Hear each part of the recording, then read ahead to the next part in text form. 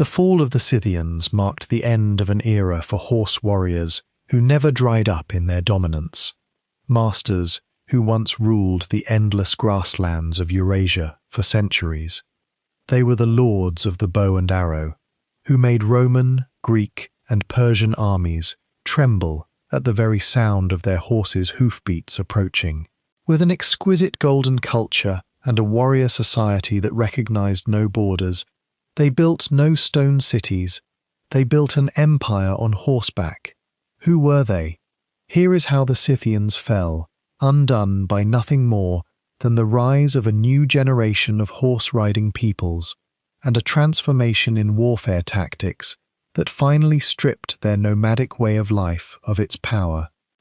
The origins of the Scythians trace back to the vast steppe regions of Central Asia, a landscape of seemingly endless grassland stretching from the borders of China westward across Kazakhstan and into the Pontic Steppe north of the Black Sea, an environment that shaped every fundamental aspect of Scythian civilization, society, and historical destiny from its earliest beginnings. The nomadic pastoral lifestyle that Scythian communities developed represented a genuinely sophisticated adaptation to this challenging steppe environment, one that modern observers sometimes mistakenly characterize as primitive or unsophisticated simply because it did not involve permanent settlement or monumental stone architecture in the manner of contemporary Mediterranean or Near Eastern civilizations. In reality, successfully managing herds of horses, cattle, and sheep across the vast distances and highly seasonal grazing conditions of the Eurasian steppe required accumulated generations of specialized ecological, veterinary, and logistical knowledge that few settled agricultural societies of the ancient world could have matched. Horsemanship itself represented perhaps the single most defining and historically consequential Scythian cultural achievement, with Scythian children reportedly learning to ride almost as soon as they learned to walk, developing a level of equestrian skill and comfort that astonished virtually every settled civilization that encountered Scythian warriors throughout the ancient world. This deep and genuinely lifelong relationship with horses would eventually make Scythian cavalry tactics and mounted archery among the most feared and historically influential military innovations of the entire ancient world. The formation of tribal confederations among various Scythian-related groups across the steppe represented a genuinely significant political development, as individual family and clan groups, whose daily herding activities generally required considerable geographic dispersal to access adequate seasonal grazing, periodically coordinated into larger political and military confederations capable of mounting significant collective action, whether for warfare, large-scale seasonal migration, or coordinated response to external threats from rival steppe peoples, or,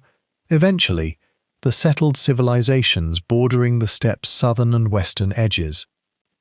By approximately the 7th century BC, Scythian groups had achieved dominant political and military control over the specific region historians call the Pontic Steppe,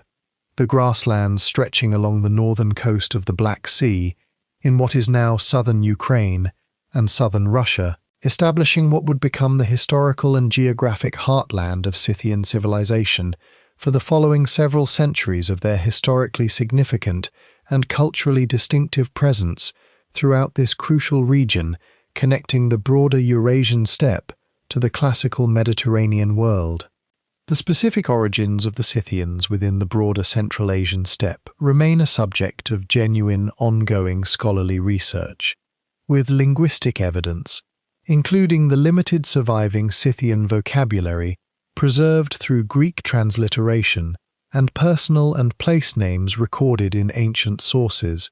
confirming that Scythian language belonged to the Iranian branch of the broader Indo-European language family, closely related to, but distinct from, the Persian language that dominated the contemporary settled civilization of the Achaemenid Empire to the south, suggesting a common but ancient linguistic ancestry connecting these steppe, nomadic, and settled Iranian-speaking populations, despite their considerably different subsequent historical and cultural development.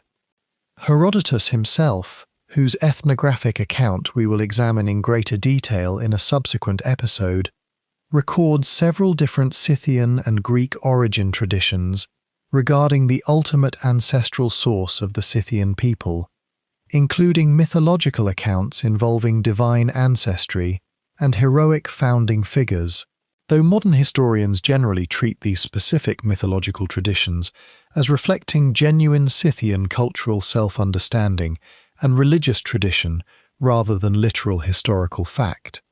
while continuing to rely primarily on archaeological and linguistic evidence for reconstructing the actual historical processes through which Scythian civilization emerged and eventually achieved dominance over the specific Pontic Steppe territory that would become their historical heartland. Scythian military capability rested fundamentally upon a combination of technical, tactical, and cultural factors that, taken together, created a genuinely formidable and historically influential style of mounted warfare that would shape military practice across an enormous geographic range for many subsequent centuries following the height of Scythian military dominance. The Scythian composite bow represented a technological achievement of genuine sophistication, constructed from layered combinations of wood, horn, and sinew that, through careful lamination and construction techniques, produced a weapon considerably more powerful relative to its size than the simple wooden bows that many contemporary settled civilizations relied upon, allowing Scythian archers to deliver genuinely dangerous ranged fire while mounted, a combination of mobility and firepower that few contemporary military forces could effectively counter through conventional infantry or chariot-based tactics. Mounted archery itself required years of dedicated training to master, since firing an accurate shot while controlling a moving horse demanded a level of combined physical coordination and horsemanship that took genuine time and dedicated practice to develop, meaning that Scythian society's practice of training children in both riding and archery from the earliest possible age produced adult warriors with a level of combined technical skill that settled societies, whose populations typically began military training considerably later in life and with less intensive and specialized focus, generally could not match. The specific Scythian tactical preference for rapid, mobile hit-and-run engagements, rather than sustained close combat, reflected both the practical capabilities that mounted archery provided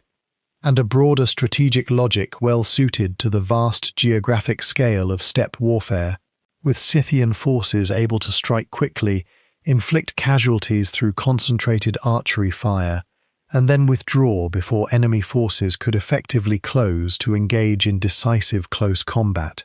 a tactical pattern that proved genuinely difficult for more conventionally organized settled military forces to counter effectively. Perhaps most historically significant was the deliberate Scythian tactic of feigned retreat, in which Scythian forces would appear to withdraw in apparent disorder, luring pursuing enemy forces into extended and increasingly disorganized pursuit, before turning to counterattack, pursuing forces that had lost their own tactical cohesion in the excitement of what they mistakenly believed was a genuine pursuit of a defeated enemy, a tactic that Scythian forces and, following their example, numerous subsequent steppe warrior peoples would employ with devastating effectiveness against overconfident settled military forces throughout many subsequent centuries of steppe and settled civilization military conflict and interaction. Scythian warriors also employed distinctive protective equipment adapted specifically to the practical demands of mounted combat, including scale armor constructed from small overlapping metal or, in some cases, hardened leather plates sewn onto a fabric or leather backing, providing meaningful protection against arrows and bladed weapons while maintaining the flexibility and relatively light weight necessary for effective mounted combat, a genuine technical compromise between protection and mobility that reflects the sophisticated practical engineering considerations that Scythian military equipment development had to balance against the specific demands of their characteristic mounted warfare tactics. The specific organizational structure of Scythian military forces, while lacking the kind of formal standing army bureaucracy that characterized contemporary settled civilizations like Assyria or Persia, nonetheless achieved genuine tactical coordination through tribal and clan-based military organization, with individual warriors owing military service obligations to their specific tribal leadership during periods of coordinated military campaign or defensive necessity. A decentralized but genuinely effective military organizational system well suited to the broader decentralized political structure that characterized Scythian tribal confederation throughout most of their historical existence. Scythian material culture, despite this civilization's fundamentally nomadic and non-urban way of life, achieved artistic sophistication and technical craftsmanship of genuinely extraordinary quality, particularly in gold and metalwork that continues to astonish modern museum visitors and art historians encountering the remarkable surviving examples of Scythian decorative artistic achievement. The distinctive artistic tradition that scholars call Scythian animal style represents one of the most historically significant and visually striking decorative artistic traditions of the entire ancient world, characterized by dynamic, stylized depictions of animals, deer, horses, predatory cats, birds of prey, and mythological composite creatures, rendered with genuine technical sophistication and a distinctive aesthetic sensibility that emphasize dynamic movement, coiled tension, and often dramatic predator-prey combat scenes, reflecting the genuine daily proximity between Scythian society and the animal world that sustained their entire nomadic pastoral way of life. Gold held particular cultural and social significance within Scythian society, serving not merely as a decorative material, but as a genuine marker of social status, tribal identity, and spiritual protection, with elite Scythian individuals adorned with elaborate gold jewelry, weapon decorations, and clothing ornamentation that surviving archaeological examples demonstrate was produced with a level of technical goldsmithing skill fully comparable to the finest metalwork produced by any contemporary Mediterranean or Near Eastern civilization, despite Scythian society's fundamentally different, non-urban social and economic organization. The kurgan burial mounds that Scythian communities constructed for their most significant deceased individuals represent perhaps the single most archaeologically significant and visually impressive surviving physical legacy of Scythian civilization, with these substantial earthen mounds, some reaching heights of considerable scale and requiring the coordinated labor of many individuals to construct, containing elaborate burial chambers furnished with the deceased's most valuable possessions, including weapons, jewelry, clothing, and, in the case of particularly significant burials, sacrificed horses, and, according to some archaeological evidence and ancient historical accounts, in certain cases, sacrificed human attendants intended to accompany the deceased into whatever afterlife Scythian religious belief anticipated.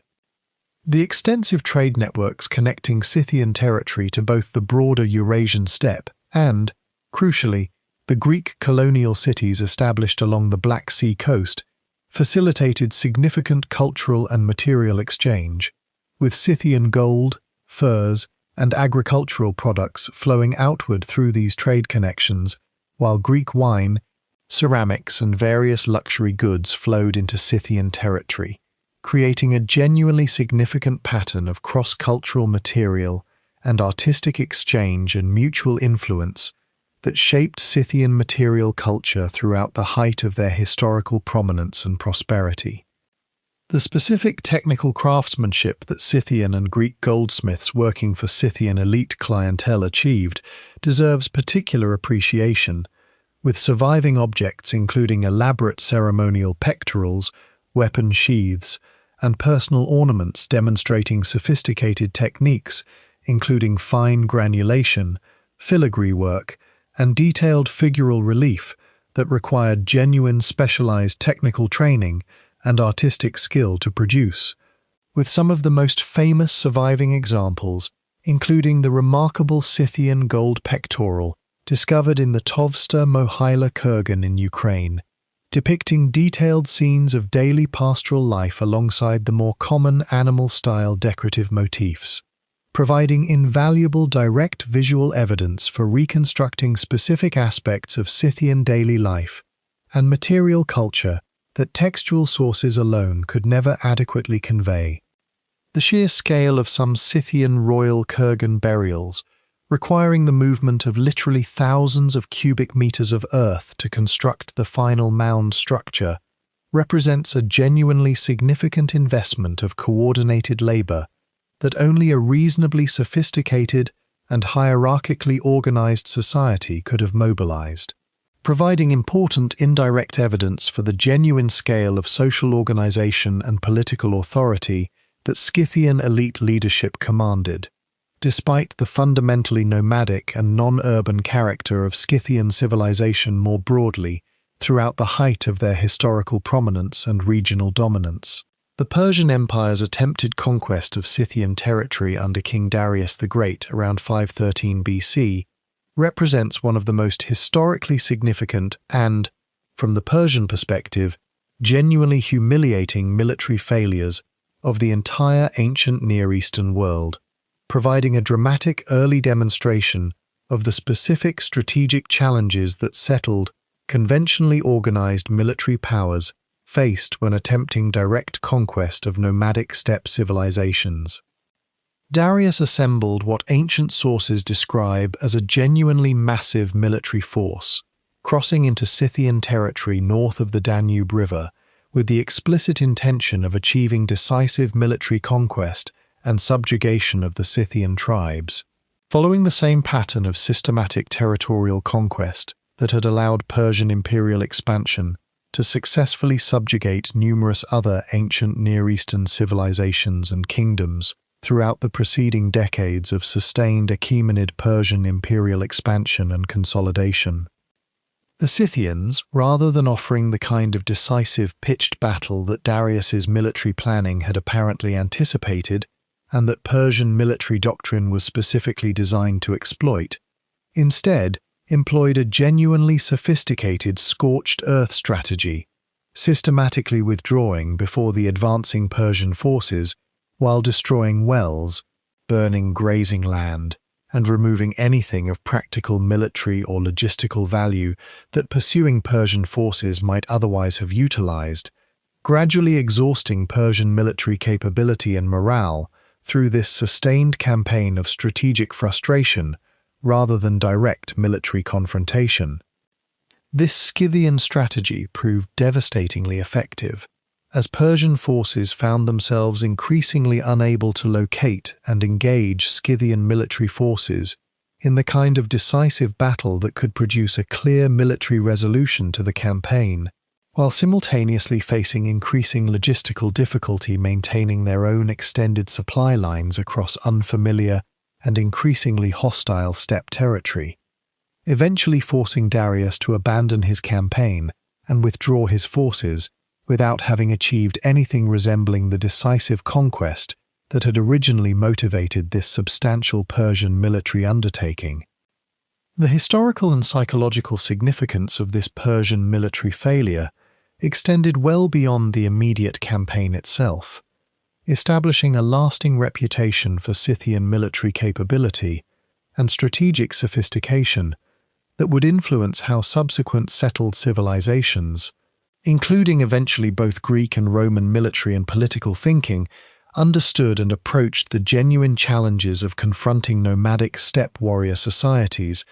A reputation for essentially unconquerable steppe military resistance that would persist throughout the remainder of Scythian civilization's historical prominence and beyond. Herodotus's own detailed account of this Persian campaign,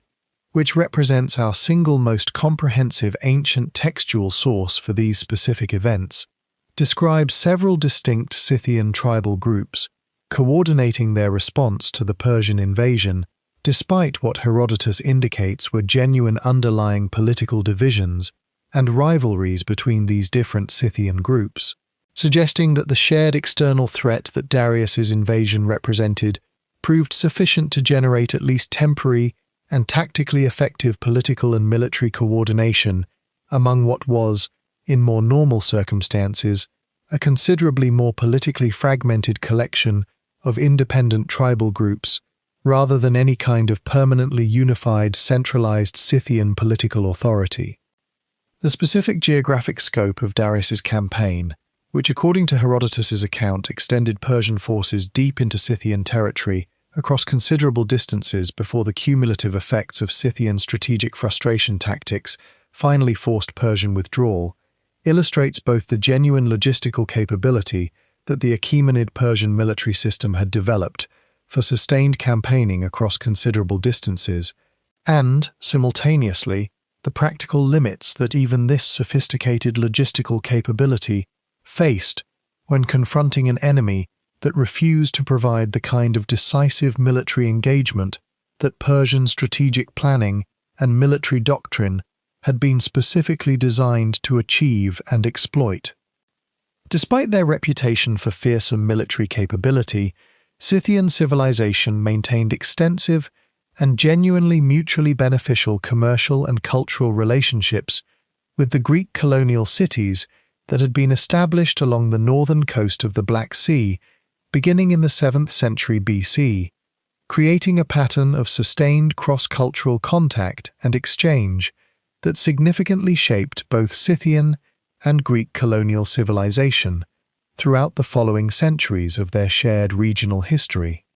Grain trade represented perhaps the single most economically significant dimension of this Scythian-Greek commercial relationship, as the fertile agricultural lands that Scythian political authority controlled worked in many cases by settled agricultural populations who lived alongside or under the political authority of the more famously nomadic pastoral Scythian warrior elite, produced substantial grain surpluses that Greek colonial merchants purchased and shipped to supply the grain needs of mainland Greek cities, particularly Athens, whose own agricultural production could not fully meet the food requirements of its substantial urban population. Greek colonial cities including Olbia, Panticapaeum, and Chersonesus developed into significant and genuinely prosperous trading centers precisely because of their strategic position facilitating this crucial grain trade alongside the broader exchange of Scythian gold, furs, and other steppe products for Greek wine, olive oil, fine ceramics, and various manufactured luxury goods, creating commercial relationships that generated substantial prosperity for both Scythian and Greek colonial populations throughout this extended period of sustained cross-cultural economic exchange and interaction. The Greek historian Herodotus, writing in the 5th century BC, provided what remains our single most detailed and historically significant ancient textual source regarding Scythian civilization, having apparently travelled to the region himself, or at minimum gathered extensive first-hand accounts from Greek colonial residents, with direct knowledge of Scythian society, customs, and history, creating a body of ethnographic and historical description that, while requiring careful critical evaluation, given Herodotus's own cultural perspective and occasional tendency toward dramatic or exotic emphasis, nonetheless provides modern historians with invaluable and otherwise unavailable direct textual evidence regarding Scythian civilization during this crucial period of its historical prominence. This extended period of sustained Scythian-Greek contact produced genuine bidirectional cultural influence, with Scythian artistic motifs and decorative conventions appearing in objects produced by Greek craftsmen working specifically for Scythian elite clientele, while Greek artistic and cultural influence similarly appears in various aspects of later Scythian material culture, illustrating a genuinely dynamic and mutually influential cultural relationship extending well beyond the purely commercial dimensions of grain and luxury goods exchange that initially established and sustained this historically significant cross-cultural relationship.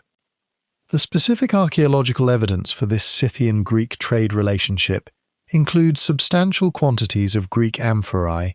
the distinctive ceramic vessels used for transporting wine and olive oil, recovered from Scythian burial and settlement sites throughout the Pontic Steppe, alongside Scythian material goods including furs, honey, and processed animal products documented in Greek commercial and administrative records from the relevant Black Sea colonial cities, providing detailed physical and textual confirmation of the specific goods and commercial mechanisms involved in this sustained and mutually beneficial cross-cultural trade relationship.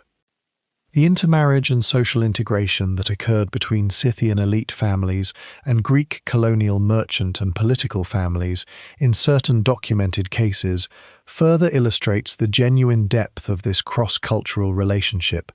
with some Scythian rulers, according to Herodotus's account, maintaining close personal and even familial relationships with Greek colonial cities, though Herodotus also records instances of significant cultural tension and conflict when individual Scythian rulers were perceived by their own people as having become excessively Hellenized or having adopted Greek religious practices considered inappropriate or threatening to traditional Scythian cultural and religious identity. One of the most historically significant and enduringly fascinating aspects of Scythian society concerns the genuine archaeological evidence for female warriors within Scythian and closely related nomadic steppe cultures,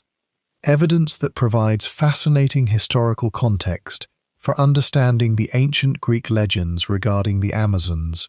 the mythical nation of warrior women that Greek mythology and literature persistently located in the general region of the Eurasian Steppe and Scythian territory.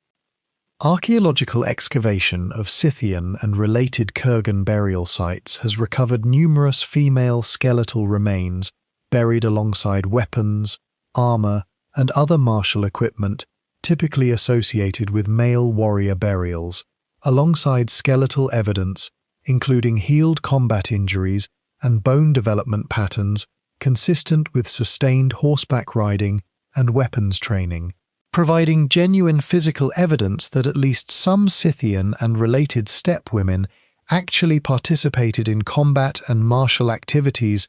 traditionally associated exclusively with male warriors in most other contemporary ancient civilizations. The specific proportion of Scythian female burials containing weapons and martial equipment, while representing a distinct minority compared to the broader population of female burials, nonetheless represents a genuinely significant percentage that historians and archaeologists consider clearly indicative of an established and culturally recognized, if perhaps not universal, pattern of female military participation within at least certain segments of Scythian society, rather than representing merely isolated or exceptional individual cases. This archaeological evidence provides genuinely compelling historical context for understanding the persistent ancient Greek fascination with Amazon legends, suggesting that Greek encounters with genuine Scythian warrior women, whether through direct military conflict, diplomatic contact, or simply travelers' accounts and second-hand reports, filtering back to the Greek world through Black Sea colonial trade contacts, likely provided at least some genuine historical and cultural basis for these enduringly popular Greek mythological and literary traditions regarding a nation of warrior women, even as the specific mythological elaborations that Greek literature and art developed around this basic historical kernel clearly extended well beyond straightforward historical or ethnographic accuracy. Beyond the specific question of female military participation, broader Scythian society appears to have afforded women a degree of social and economic autonomy that several ancient Greek observers found notable, if not always entirely comfortable, compared to their own considerably more restrictive contemporary Greek social conventions regarding appropriate female social and public roles, suggesting that Scythian nomadic pastoral society, whatever its other cultural distinctions from settled Mediterranean civilization, may have developed social and gender conventions that differed meaningfully from contemporary settled agricultural and urban societies throughout much of the broader classical ancient Mediterranean and Near Eastern world.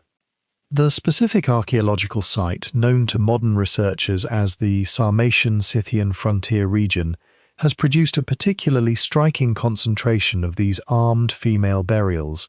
with some individual sites showing as many as 1 in 5 female graves containing weapons or armor, a statistic that, while representing a clear minority of the overall female burial population, nonetheless represents a genuinely striking and historically significant departure from the near-total absence of armed female burials that characterizes most other contemporary ancient civilizations throughout the broader Mediterranean and Near Eastern world during this same general historical period. Greek artistic representations of Amazons, appearing extensively in vase painting, sculpture, and other decorative arts throughout the classical Greek world, typically depict these warrior women in clothing and equipment that closely mirrors actual documented Scythian dress and military equipment, including characteristic trousers, pointed caps, and composite bow equipment, providing additional visual and material cultural evidence connecting the specifically Greek mythological Amazon tradition to genuine observed or reported characteristics of actual historical Scythian warrior women, further reinforcing the scholarly consensus that genuine historical contact with Scythian society provided meaningful cultural source material for this enduringly popular Greek mythological tradition. Scythian religious practice, as documented through the combination of Herodotus's detailed ethnographic account and extensive archaeological evidence recovered from burial and ritual sites,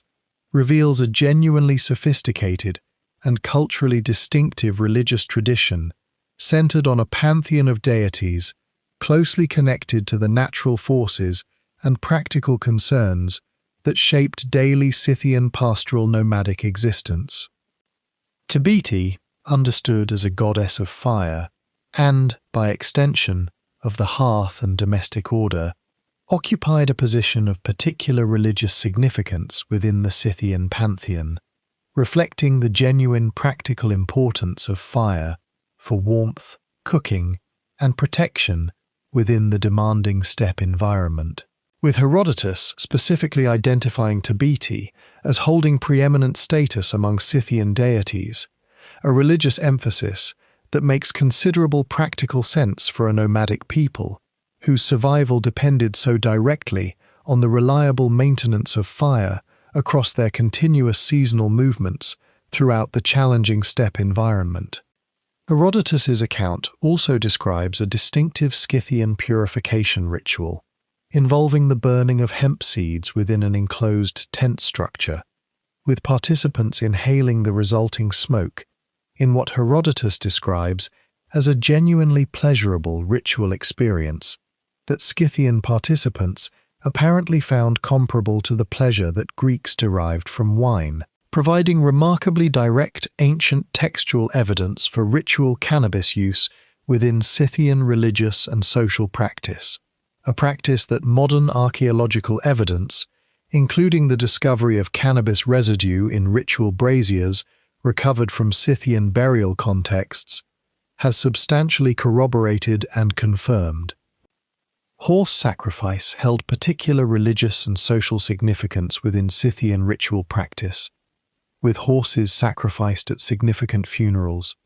particularly those of elite individuals, reflecting the genuinely central practical and spiritual importance that horses held within Scythian nomadic pastoral culture, with the deceased understood to require horses for their continued existence and mobility within whatever afterlife Scythian religious belief anticipated,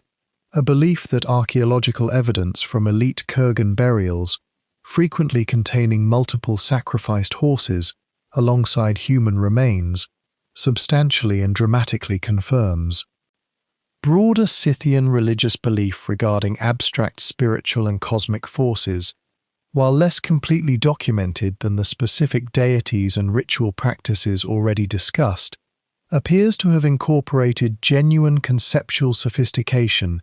regarding the relationship between the visible physical world and unseen spiritual forces believed to influence health, warfare,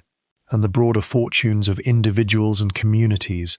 a religious worldview that, while distinctly different in specific content from contemporary Greek, Persian, or broader Near Eastern religious traditions, nonetheless reflected comparable levels of genuine theological and cosmological sophistication adapted to the specific practical and cultural circumstances of Scythian nomadic pastoral existence. Scythian religious specialists,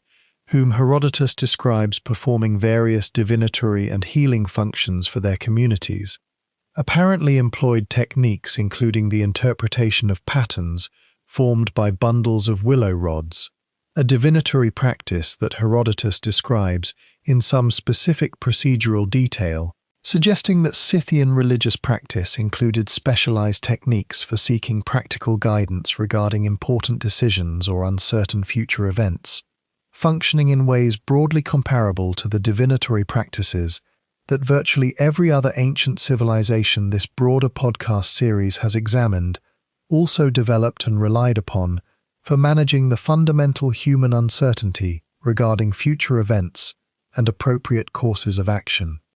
The specific relationship between Scythian religious practice and broader Scythian political authority also deserves attention, as Herodotus's account describes specific religious ceremonies and oath-taking rituals that Scythian political and military leadership employed to formalize important political agreements and alliance relationships,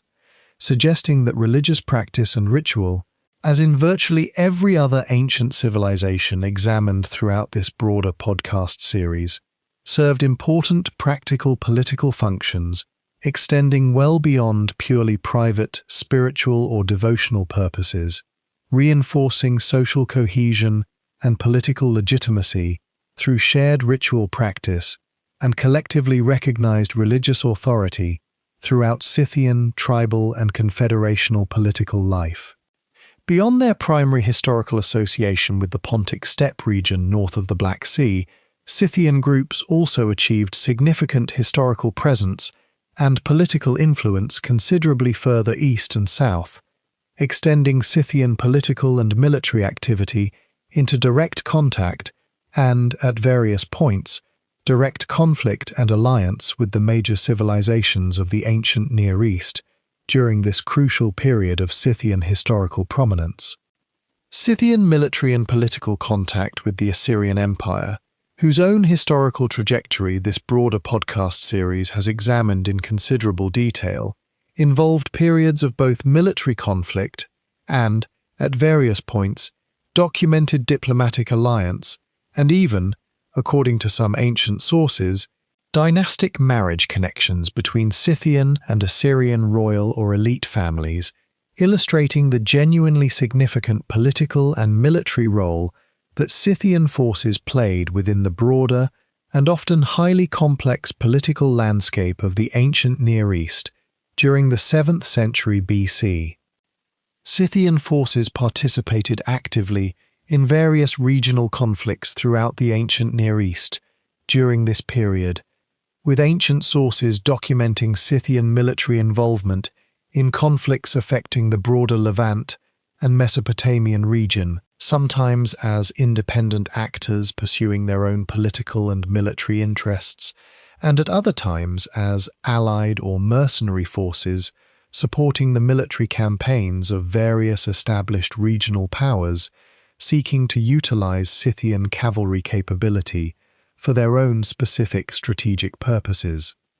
Despite this extensive military and political engagement with major Near Eastern powers, Scythian groups operating in this eastern and southern sphere generally maintained genuine political independence from direct subjugation by any of the major regional imperial powers, reflecting the same fundamental strategic advantages that nomadic mobility and specialized cavalry warfare provided against conventional settled military forces throughout the broader ancient world,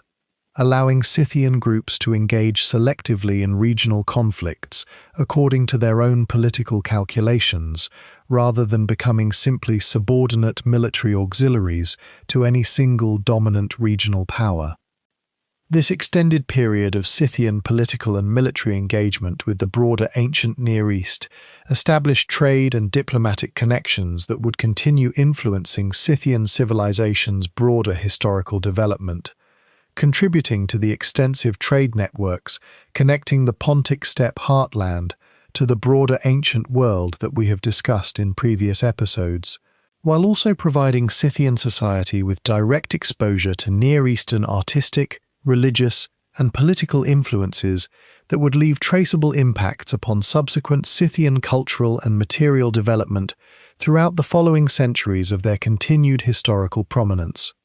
The specific artistic evidence for this Near Eastern contact appears clearly in certain decorative motifs and techniques that entered Scythian material culture during and following this period of direct political and military engagement with Assyria and other regional Near Eastern powers, including specific animal representation conventions and metalworking techniques that archaeologists can trace directly to Near Eastern artistic sources, illustrating how Scythian civilization's own distinctive artistic tradition, discussed in detail in Episode 3, developed through genuine synthesis of steppe nomadic artistic sensibility with specific external influences absorbed through this sustained period of political, military, and commercial contact with the broader ancient Near Eastern civilizational world.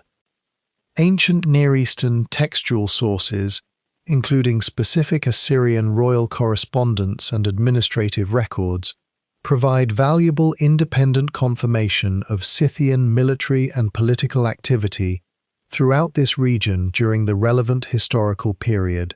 corroborating and, in various specific details, meaningfully supplementing the more limited and considerably later Greek textual accounts, including Herodotus's own writing, that represent the primary Western textual tradition regarding Scythian civilization more broadly throughout the remainder of this podcast series.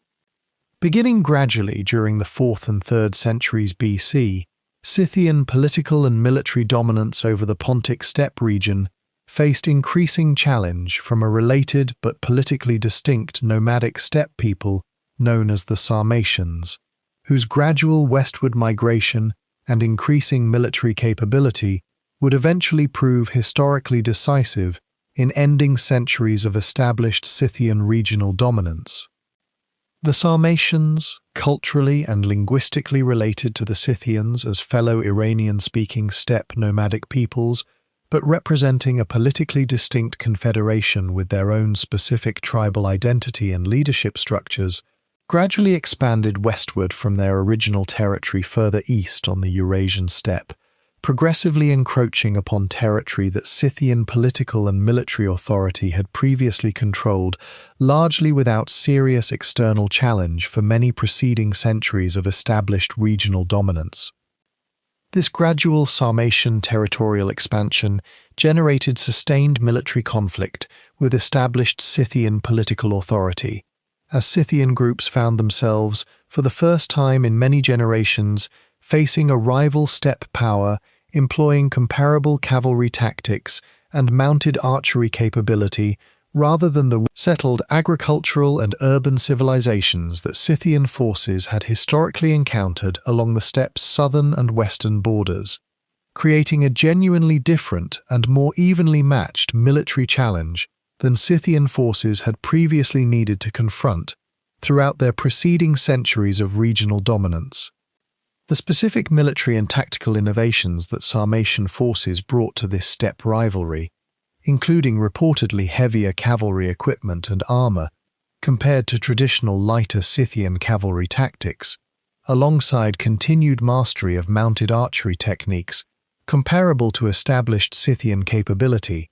created a genuinely formidable military rival whose combined tactical flexibility and heavier combat capability gradually proved superior to traditional Scythian military approaches across the extended period of conflict between these two related but politically competing steppe civilizations. This extended period of Scythian-Sarmatian conflict gradually shifted the fundamental balance of political and military power across the Pontic Steppe region,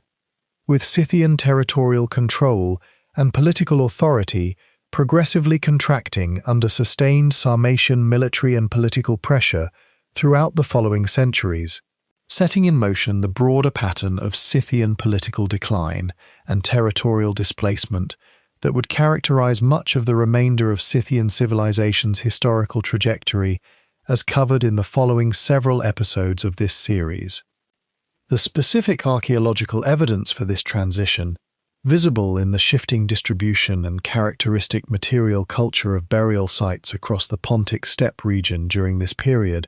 shows a genuine and traceable pattern of Sarmatian-style burial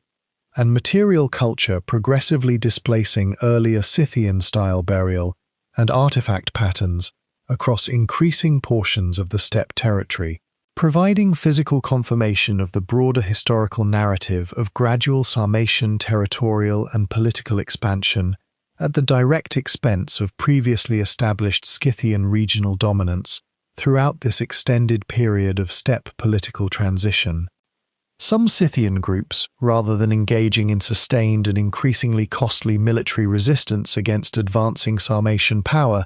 appear to have negotiated various forms of political accommodation or subordinate alliance relationship with the expanding Sarmatian Confederation, a pragmatic political adaptation that allowed at least some Scythian populations to maintain continued local political and economic existence,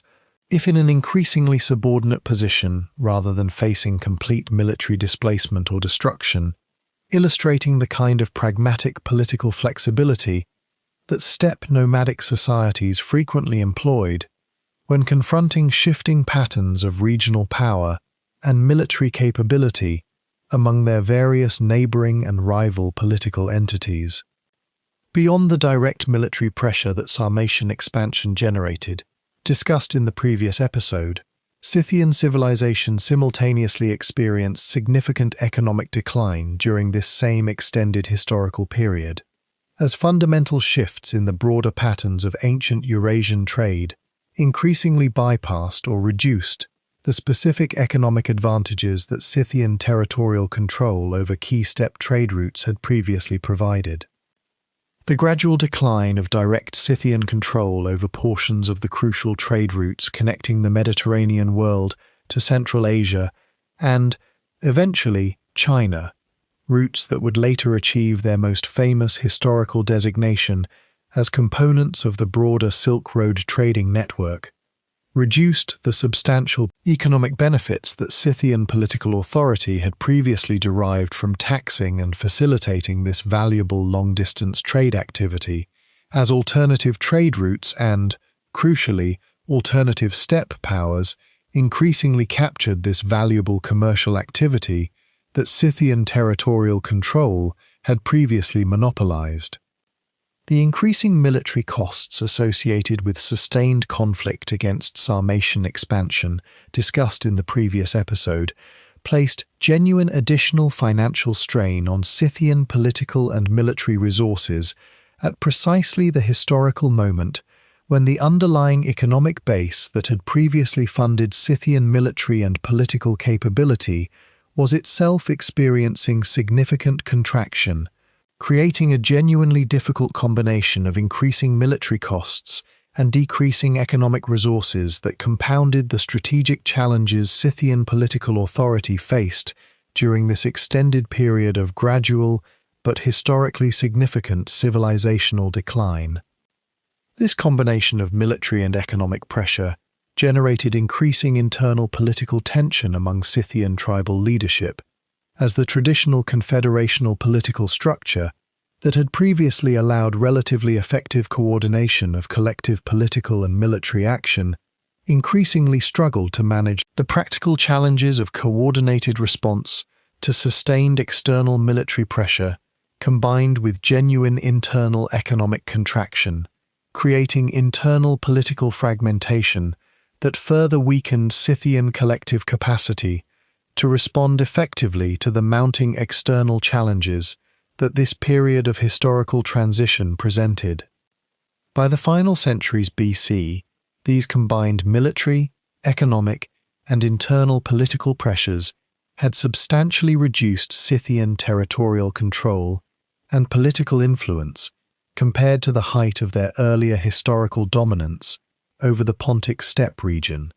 with surviving Scythian political authority increasingly confined to more limited territory, particularly in Crimea, where a reduced but still culturally distinctive Scythian political entity would continue maintaining some degree of independent political existence for several additional centuries, even as the broader Pontic Steppe increasingly fell under Sarmatian political and military control. The specific numismatic and archaeological evidence for this period of gradual Scythian economic contraction includes a documented decline in the quantity and quality of Greek luxury goods appearing in Scythian burial contexts dating to this transitional period, compared to the far more abundant and elaborate grave goods characteristic of earlier Scythian burials from the height of their commercial prosperity, providing physical confirmation of the broader economic decline that textual and circumstantial historical evidence already suggests characterized this extended period of gradual Scythian political and economic contraction throughout the final centuries of the pre-Roman era. This reduced but still culturally distinctive Crimean Scythian kingdom, centered around a capital that Greek sources identify as Scythian Neapolis near modern Simferopol, developed its own specific and somewhat distinctive later Scythian cultural tradition, incorporating increasing Greek cultural and architectural influence while still maintaining core elements of traditional Scythian identity, illustrating the kind of adaptive cultural survival strategy that reduced but still politically independent successor states to larger historical civilizations frequently develop when facing the reality of diminished territorial control and regional political influence compared to their civilization's earlier historical prominence. As Roman imperial power expanded to encompass much of the broader Mediterranean and Black Sea coastal region, during the final centuries BC and the early centuries of the Common Era, remaining Scythian political entities, particularly the reduced but still significant Scythian kingdom that had established itself in Crimea, increasingly found themselves navigating a complex political relationship with this powerful and expanding Roman imperial presence throughout the broader region.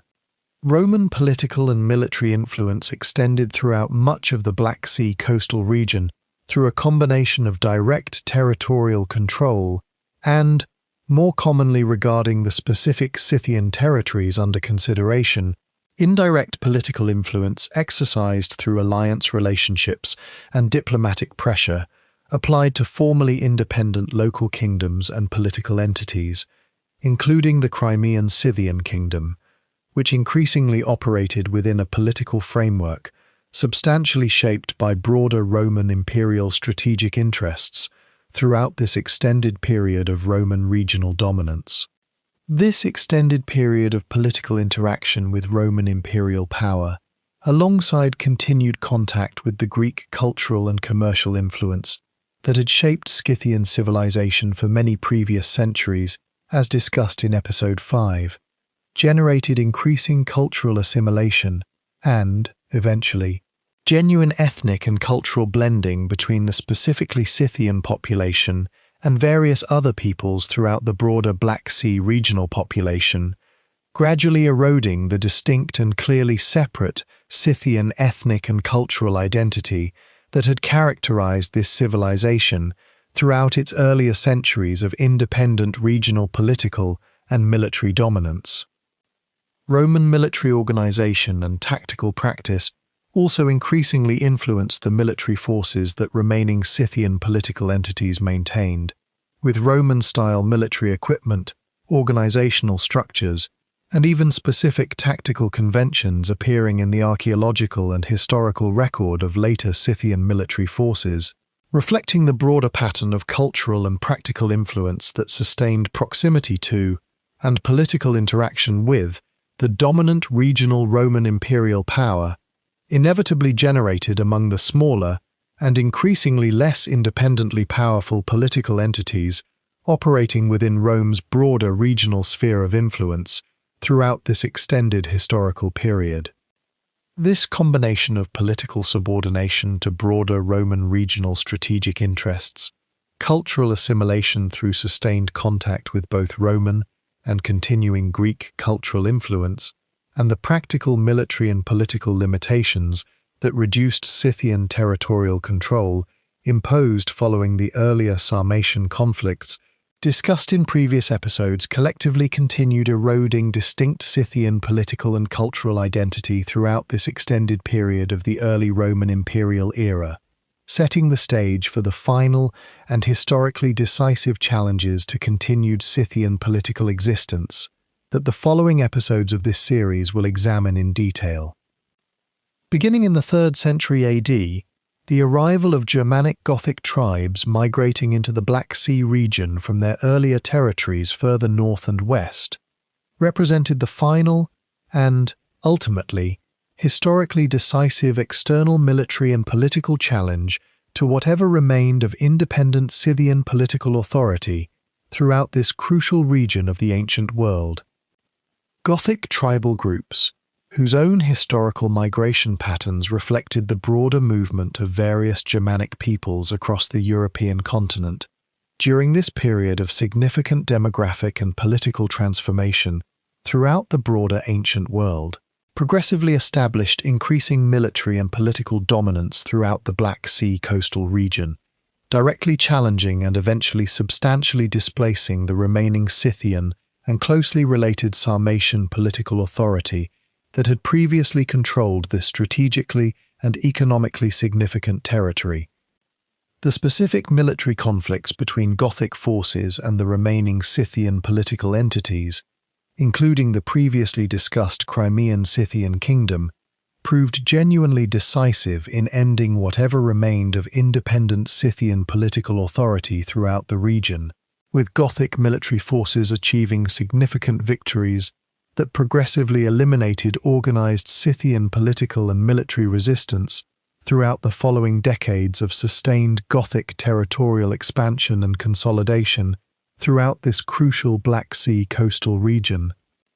The surviving Scythian population that did not fall in this final military conflict faced difficult choices regarding their subsequent political and cultural fate, with some populations apparently integrating into the new Gothic political order, others fleeing to increasingly marginal and remote territories where they might maintain some degree of continued independent existence, and still others gradually assimilating into the broader regional population through the kind of intermarriage and cultural blending that had already been substantially underway during the preceding centuries of Roman and Greek cultural contact and influence discussed in the previous episode. This Gothic conquest and displacement of remaining Scythian political authority represents the genuine and historically decisive endpoint of independent Scythian political existence as a distinct and separately identifiable political entity within the broader Black Sea and Pontic Steppe region, even as scattered elements of Scythian population, culture, and genetic heritage would continue persisting in increasingly diffuse and culturally blended forms within the broader population of the region for considerably longer, gradually losing whatever remained of distinct Scythian political and cultural identity across the following centuries of continued regional demographic and political transformation. The specific Gothic kingdom that eventually established itself throughout much of the former Scythian and Sarmatian territory in this region, sometimes referred to by modern historians as the Greuthungian or Ostrogothic kingdom, depending on the specific Gothic subgroup and historical period under consideration, incorporated considerable elements of the earlier Scythian, Sarmatian, and Greek colonial cultural and material heritage that it had displaced, illustrating the same broader historical pattern that this podcast series has documented repeatedly across numerous different ancient civilizations. That political conquest and displacement rarely eliminates every trace of a conquered civilization's cultural and material heritage, which frequently persists in modified and blended form within the cultural framework of whatever new political power eventually comes to dominate the same historical territory. The specific timing of this Gothic arrival and conquest, occurring as it did during the same broader 3rd century period of significant political and military crisis affecting the Roman Empire itself, meant that the previously discussed Roman political influence over the broader Black Sea region, which had helped shape and constrain Scythian political development throughout the preceding centuries, as discussed in episode 11, was itself increasingly unable to provide effective support or protection to the remaining Scythian political entities facing this new and increasingly dominant Gothic military threat, illustrating how the broader pattern of Roman imperial political and military difficulty during this specific historical period created cascading regional political consequences extending well beyond the Roman Empire's own immediate internal political and military circumstances. Following the Gothic conquest discussed in the previous episode, the specific historical and cultural identity of the Scythians as a distinct and separately recognized people gradually disappeared entirely from the historical record, their population and cultural heritage becoming increasingly absorbed and blended into the broader sequence of peoples who would subsequently dominate the Pontic Steppe and broader Black Sea region across the following centuries of continued regional political and demographic transformation. The subsequent arrival of Hunnic forces migrating westward across the Eurasian Steppe during the 4th century AD, a historical development that this broader podcast series has examined in considerable detail within its dedicated coverage of Hunnic civilization, further disrupted and displaced whatever remained of distinct regional population groups throughout the broader Pontic Steppe region, including any remaining populations that might have continued maintaining some degree of specifically Scythian cultural or political identity following the earlier Gothic conquest already discussed. The eventual arrival and settlement of Slavic-speaking populations throughout much of the broader Pontic Steppe and surrounding regions during the following centuries represented the final and most comprehensive demographic transformation of this historically significant territory, with Slavic linguistic, cultural, and eventually political dominance gradually establishing itself throughout the region in ways that left essentially no meaningful trace of the specifically Scythian linguistic, cultural, or political identity that had once dominated this same territory for so many preceding centuries of independent Scythian historical prominence and regional dominance.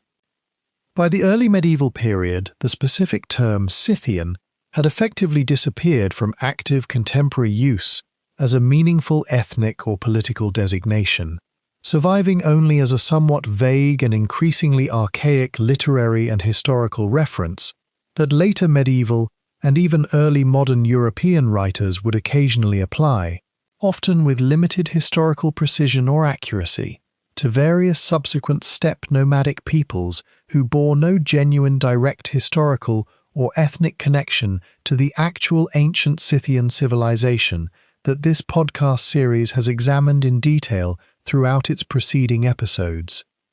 This gradual and, in crucial respects, comprehensive disappearance of specifically Scythian political, cultural, and ethnic identity from the historical and demographic record represents one of history's more striking examples of how even a civilization that achieved genuine historical prominence and military renown across many centuries of sustained regional dominance can, given sufficient time and the cumulative impact of successive waves of external migration, conquest and cultural blending, ultimately disappear so comprehensively from active historical memory that its own specific identity requires dedicated modern archaeological and historical scholarly reconstruction simply to be properly understood and appreciated today. The specific genetic and cultural legacy that Scythian civilization left within the modern population of Ukraine, southern Russia, and the broader Pontic Steppe region, while difficult to trace with complete precision, given the many centuries of subsequent population movement, conquest, and cultural blending that this territory experienced, likely persists in diluted but genuine form within the deep ancestral background of at least some portion of the modern population inhabiting this historically significant steppe region, providing a final and genuinely intimate, if largely invisible, connection between the ancient Scythian civilization examined throughout this podcast series and the people living in this same geographic region today. Modern archaeological investigation of Scythian civilization, particularly the systematic excavation of kurgan burial mounds scattered extensively throughout Ukraine, southern Russia, and the broader Pontic Steppe region, has provided invaluable physical evidence, substantially enriching and, in numerous specific respects, fundamentally transforming modern historical understanding of Scythian civilization beyond what Herodotus's celebrated, but inevitably limited ancient textual account alone could ever have provided. The systematic archaeological excavation of major kurgan sites throughout Ukraine, intensifying particularly following the establishment of Soviet-era archaeological institutions, and continuing through subsequent Ukrainian and international archaeological collaboration up to the present day, has recovered spectacular examples of Scythian goldwork, weapons, and other grave goods that provide direct physical confirmation and, in many specific respects, considerable enrichment of the artistic and cultural achievements that ancient textual sources like Herodotus's account had previously described in more limited and generalized terms. Modern genetic analysis of ancient DNA recovered from Scythian skeletal remains has provided increasingly precise and scientifically rigorous evidence regarding Scythian population origins and demographic history, generally confirming the broader historical understanding of Scythian civilization as representing Iranian-speaking steppe nomadic populations closely related to, but politically distinct from, other contemporary Eurasian steppe peoples, while also revealing genuinely interesting evidence regarding the specific patterns of population mixing and genetic exchange that occurred through Scythian civilization's extensive trade and political contact with neighboring populations throughout the many centuries of their historical prominence and regional influence. The detailed scientific analysis of specific artifacts recovered from Scythian burial contexts, including sophisticated chemical and metallurgical analysis of gold and other metal objects, alongside careful study of textile fragments, organic materials, and even preserved food remains recovered from exceptionally well-preserved burial contexts, particularly in the permanently frozen conditions of certain Siberian kurgan sites associated with closely related steppe cultures, has provided remarkably detailed and scientifically rigorous evidence regarding numerous specific aspects of Scythian material culture, diet, and daily practical life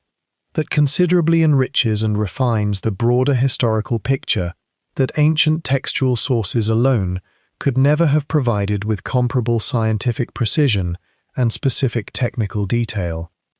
Ongoing archaeological investigation continues to reveal new Scythian sites and artifacts, with each significant new discovery adding meaningful additional detail to modern scholarly understanding of this genuinely fascinating ancient nomadic civilization.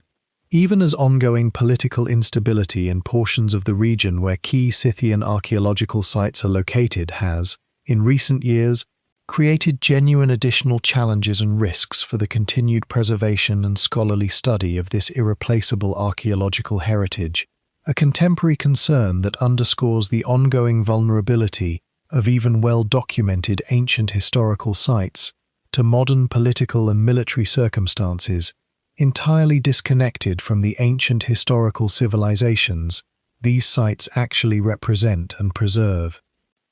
The specific frozen kurgan sites of the Altai region, associated with closely related steppe cultures rather than the Pontic Scythians themselves, but providing genuinely invaluable comparative evidence for understanding broader Scythian-related steppe nomadic material culture, have yielded exceptionally preserved organic materials, including tattooed human skin, preserved textiles, and even stomach contents revealing specific dietary information, thanks to permafrost conditions that prevented the normal decomposition processes that have destroyed comparable organic evidence at most other archaeological sites throughout the world,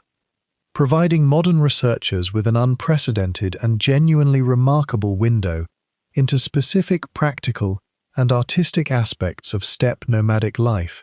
that would otherwise remain permanently unknowable through conventional archaeological evidence alone. The collaborative international scholarly effort that has characterized much of modern Scythian archaeological research, bringing together Ukrainian, Russian, and international researchers despite periodic political tensions between these countries, represents a genuinely admirable example of dedicated scholarly cooperation transcending contemporary political division in pursuit of better historical understanding, even as recent geopolitical conflict has, tragically, placed some of this collaborative research infrastructure and, more seriously, some of the actual physical archaeological sites and museum collections themselves at genuine risk of damage or destruction. The historical legacy of Scythian civilization offers a genuinely distinctive and historically instructive counterexample to the more familiar narrative pattern, common throughout much of ancient history, of civilizational achievement measured primarily through monumental architecture, permanent urban centers,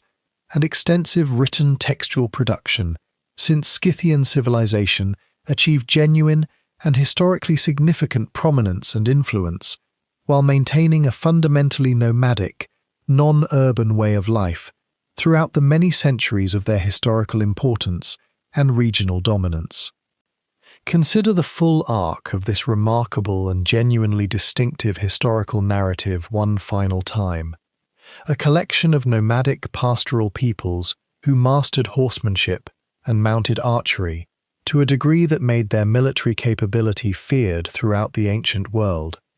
From Persian imperial forces who suffered humiliating defeat attempting direct conquest, to Greek colonial cities who found it more practical and profitable to trade with Scythian civilization than attempt military conquest,